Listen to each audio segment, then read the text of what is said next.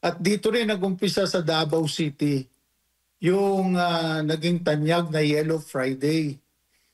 Kasi nung kapanahonan ni Marcos Sr., pinakita namin, simula nung mamatay at pinatay si dating Senador Ninoy Aquino, kami dito sa Davao sa pangunguna ni Nanay Suling Duterte, yung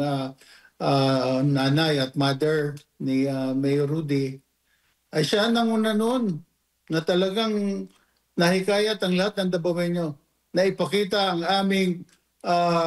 pagkilos at hindi kami pasusupil na hanapin ang tunay na hustisya sa kamatayan ni Ninoy Aquino. At hindi namin sukat akalain na mangyayari uli ito. At ngayon naman, ang mismong anak niya ang naging biktima ng karahasan at hindi magandang pinakita ng ating pamahalaan na sarili niyang